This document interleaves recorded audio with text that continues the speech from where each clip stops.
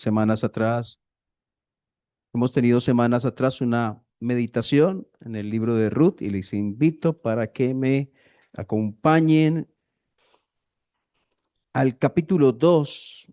Vamos a pensar un poco en lo que vimos así a grandes rasgos en el capítulo 1 para entonces comenzar el capítulo 2.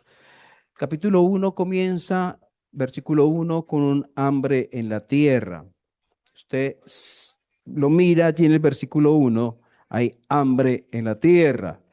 Y el último versículo del capítulo 1 dice que llegaron a ver el comienzo de la siega de la cebada. Así que comienza con hambre y termina con la cosecha, con la siega. Y en medio de esa necesidad que tuvo esta familia compuesta por Elimelech, Noemí, sus dos hijos, Malón y Kelión, y todo lo que sucedió, la muerte de los hijos, la muerte de Elimelech, la soledad de la viuda, Noemí, todo lo que pasa en el capítulo 1 está dentro del terreno de la escuela de Dios. Nosotros hemos pasado por momentos difíciles, seguros unos más que otros. Y sinceramente, si me ponen a escoger entre tener problemas y no tenerlos, ustedes saben qué voy a escoger. Igual ustedes, pero suceden las circunstancias difíciles y en medio de ellas y en ellas Dios nos enseña. Lo que aprendió Noemí en el capítulo 1, seguramente en el momento no se dio cuenta, en el momento ella no dijo, ay, tan chévere que se me murió mi esposo y mis hijos y estoy sola. Seguramente no hubo tal cosa, pero al pasar el tiempo y mirar hacia atrás, yo estoy seguro, pues, lo digo como pensamiento personal, de que ella alababa a Dios por su fidelidad. Porque no nos damos cuenta, cuando vemos a una Noemí en el capítulo 1, vemos una Noemí muy triste. No me llaméis más Noemí, llamadme Mara, porque, bueno, la mano de Jehová ha salido contra mí. Bueno, allí llegando ya de nuevo al pueblo. Pero la realidad es que la misericordia de Dios se extiende y la mano de Dios cuando tenemos problemas a veces es invisible para nosotros. El hecho de que la mano de Dios sea invisible para nosotros no significa que es ausente de nosotros. Una cosa es que yo no perciba, otra cosa es que no sea. Y algo que Dios hace es enseñarnos de Él. Cuando miramos el libro de Ruth, si terminamos de estudiar el libro de Ruth y yo digo, el personaje más importante, sobresaliente del libro de Ruth, es vos, entonces estoy perdiendo un poco la visión. El personaje más importante del libro de Ruth, no es vos, es Dios, obrando. Y si usted ve qué dijo Dios en el capítulo 1, qué dijo Dios, pues creo que no va a encontrar qué dijo Dios. Pero si usted busca en el capítulo 1, qué hizo Dios, usted sí va a encontrar qué hizo Dios. Entonces, por ejemplo, cuando ella, Noemí, va a regresar a su tierra, se despide, chao, Orfa, chao, Ruth, que les vaya bien en sus casas, que tengan nuevas familias. Bueno, y las dos insisten, pero en últimas se queda Ruth con ella. Hay algo ahí en ese versículo que no pudo haberlo hecho sino Dios. No fue una solidaridad femenina, fue un obrar es evidencia del obrar de Dios en un corazón. Lo que sucede en Ruth, versículo 16, cuando dice, no es solidaridad femenina, repito, es Dios obrando. Cuando dice Ruth, versículo 16, no me ruegues que te deje, me aparte de ti, porque a donde quiera que tú fueres, iré yo, y a donde quiera que vivieres, viviré yo. Tu pueblo será mi pueblo, y tu Dios, mi Dios. Donde tú murieres, moriré yo, y allí seré sepultada. Si me haga Jehová y aún me añada, que solo la muerte hará separación entre nosotras dos. Yo creo, pienso que no fue la razón de esta decisión, no fue que pesar de Noemí, yo no lo, más bien la razón de esa decisión es que Dios obró en el corazón de Ruth, porque Ruth no solamente decidió quedarse con Noemí, Ruth decidió dejar sus dioses, dejar sus ídolos, también su propia familia, para irse a un pueblo que ya no conocía, pero donde había un Dios que ella estaba aprendiendo a conocer, su Dios. Tu pueblo será mi pueblo y tu Dios mi Dios. Y qué bueno, hermanos, que en el tiempo de hoy, en este siglo, hayan creyentes que planten firmemente sus convicciones, diciendo, yo voy a hacer esto, voy a vivir y voy a hacer aquello por mi Dios. Que la razón de mis decisiones sea mi Dios, mi Señor. Entonces, eh, Dios estaba obrando, pero no solamente obrando en Ruth, sino que el obrar en Ruth era una provisión de Dios. ¿Para quién? Para Noemí, ¿cierto? Noemí estaba sola, en realidad no tenía sus hijos, tenía su esposo, y Dios obra en Ruth para proveerle compañía a Noemí, a esta mujer solitaria, en el propósito de Dios. Hay cosas que no entendemos y de pronto jamás entenderemos. Una muchacho un buen muchacho, hace muchos, muchos años, cristiano, buen creyente, eh, deseaba terminar su carrera y dedicarse a servir al Señor tiempo completo o medio tiempo. Era apasionado, era enamorado de las cosas de Dios, queriendo servir. Y faltando poco para terminar su carrera y cumplir su deseo de servir al Señor, tiene un accidente y muere. Entonces uno pregunta, y alguien puede decir, ¿por qué? ¿Cierto? ¿Qué pasó? Yo no entiendo. Pero aquí el tema no es entender ciertas cosas. Hay cosas que no entenderemos acá, pero debemos confiar en un Dios que es el que quiere, desea y hace todo para nuestro bien, quien no se equivoca, quien no falla jamás. Ese es nuestro Dios.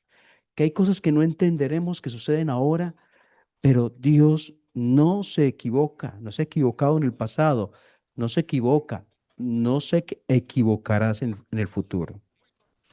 Entonces, nos han pasado a veces tragedias, pero Dios ha estado con nosotros y nos ha ayudado.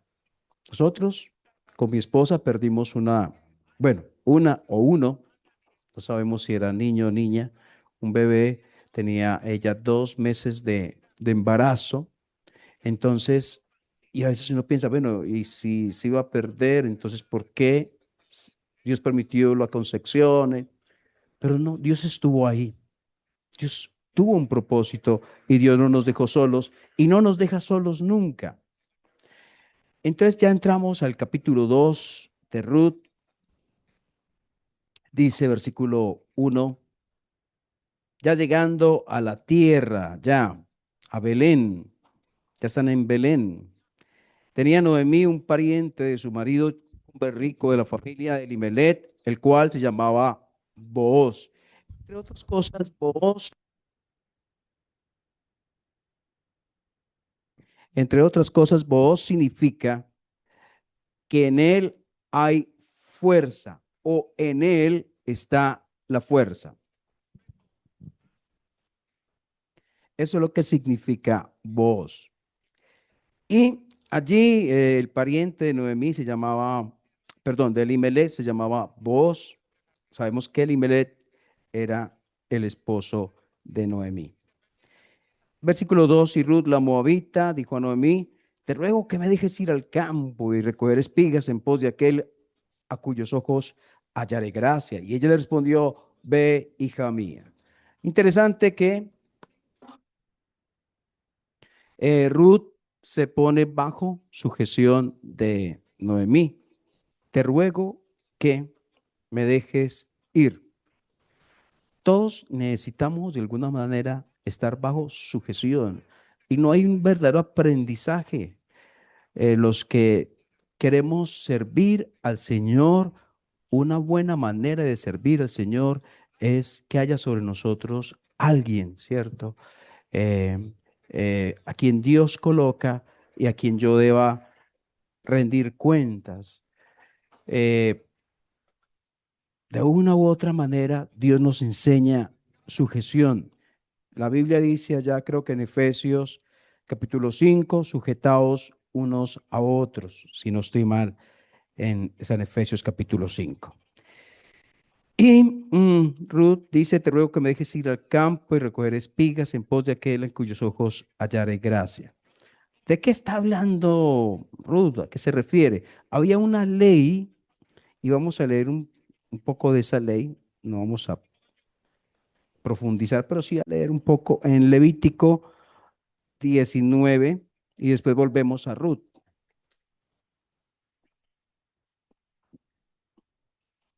Levítico 19:9.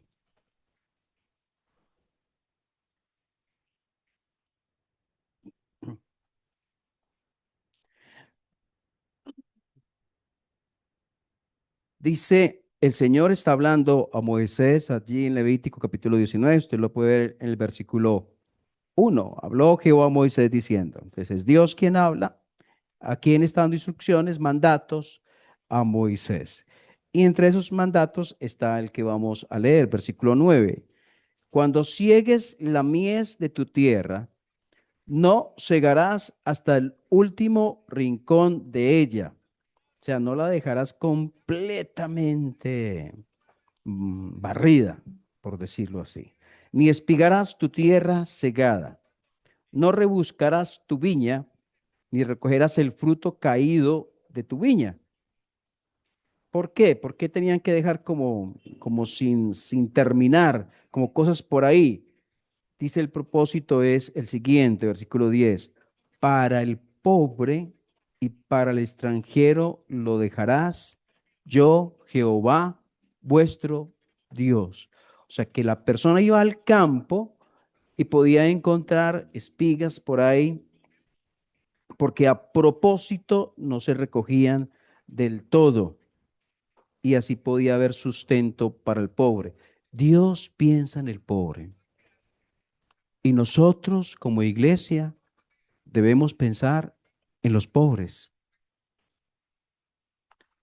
Que Dios nos ayude a ser sensibles frente a las necesidades de otros que hacen parte del pueblo de Dios. Volvamos a Ruth capítulo 2, donde estábamos.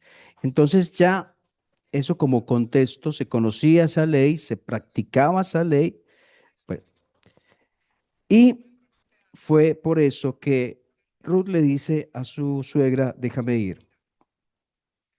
Dice otra vez, versículo 2, te ruego que me dejes ir al campo y recoger espigas. Espigas es lo que quiere decir de lo que podían recoger los pobres en pos de aquel a cuyos ojos hallaré gracia. Y ella le respondió, ve, hija mía. 3 fue pues, y llegando espigó en el campo en pos de los segadores, y aconteció que aquella parte del campo era de Booz, que el cual era de la familia de Elimelech, o sea, familiar del esposo de Noemí. Ella terminó en los campos de Booz. ¿Coincidencia? ¿Coincidencia? ¿Casualidad? No. Dios estaba ordenando todo. Dios había llevado a Ruth, la moabita, al campo de Booz.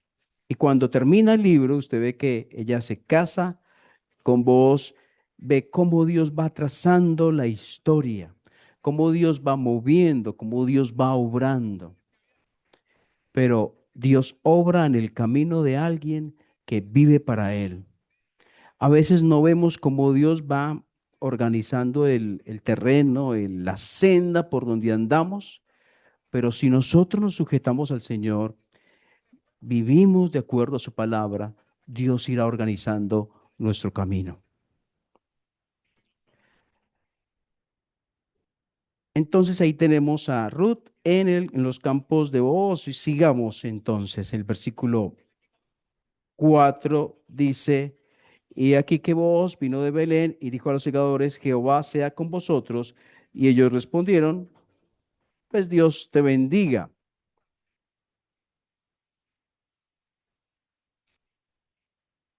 Entonces pregunta a Booz, versículo 5, y Booz dijo a su criado, el mayordomo de los segadores, ¿de quién es esta joven?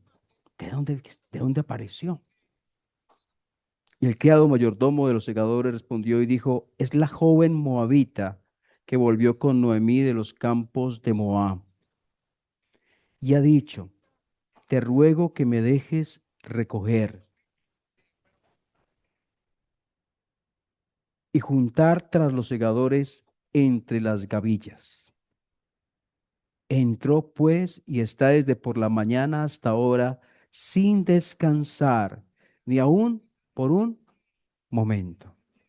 Era una mujer esforzada, una mujer que trabajaba, que tenía en su corazón que su responsabilidad era ella misma y su suegra. Una mujer, ¿saben? Cuando estaba leyendo acá que trabajó desde la mañana sin descansar, que no sé qué, me acordé de Proverbios capítulo 31, cuando está la mujer allí trabajando, sirviendo a su familia, diligente. Cuando una persona pone su corazón y su vida bajo la mano de Dios, Dios va obrando en el carácter, en la manera de ser, de vivir y de hacer. No hay mucho que vemos aquí que ha dicho Ruth, pero sí vemos que ha hecho cosas en beneficio de su suegra. Dios está obrando, Dios está haciendo y ha llevado a Ruth a campos de Booz. Y luego estaremos viendo qué va a pasar. Entra Booz en escena, está el criado le permitió a ella trabajar y vemos en Ruth la misericordia de Dios, la fidelidad de Dios. Vemos en el capítulo 1 la vulnerabilidad del ser humano. Estaban llorando, pero también el cuidado de Dios. Vemos la dirección de Dios en el camino de Ruth, la moabita, una mujer que se volvió de los ídolos a Dios. Que tu corazón hoy esté volviéndose al Señor. Que el propósito en tu vida será vivir para tu Dios. Que si has vivido adorando otras cosas que no son Dios, sea el momento hoy para decir, de aquí en adelante voy a adorar a mi Señor, voy a vivir para Él, mi vida será para Él.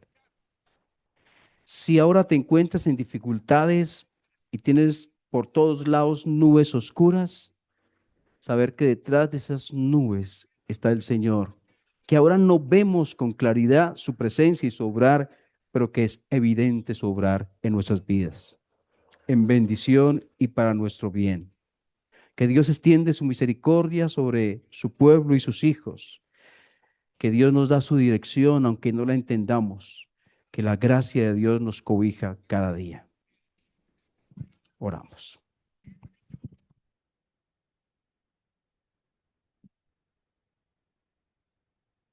Nuestro Padre, nuestro Dios, tantas cosas para aprender y seguramente en los versículos que ya hemos leído hay mucha más riqueza, mucha más profundidad, mucha más belleza. Pero podemos apreciar un Dios totalmente hermoso, un Dios perfecto, un Dios que pasan momentos en que parece no decir, parece no hablar, parece no entregar un mensaje a cierta persona que está pasando por un momento difícil, pero no significa su ausencia o su indiferencia. Significa que está trabajando en corazones en los nuestros y en otros que están cerca a nosotros. Que está trabajando en circunstancias, que aunque no entendemos circunstancias y aunque no amamos el dolor y quisiéramos evitar el dolor, aún utilizas el dolor para enseñarnos. Utilizas nuestras pérdidas para darnos algo más de lo que perdimos. Cuánta fragilidad tenemos y cuánta puede llenarse nuestro corazón de amargura y resentimiento, pero te damos gracias porque nunca tendremos razón si decimos que Dios nos ha abandonado. Nunca tendremos razón si decimos a Dios no le interesa mi vida. Nunca la tendremos. Y te damos gracias por tu obrar, porque un día nosotros estábamos en la oscuridad y en las tinieblas del pecado, de la idolatría, de la mentira, de tanta suciedad que hay en este mundo, y el Señor nos abrió los ojos. Y por su gracia pudimos decir, tú eres mi Dios.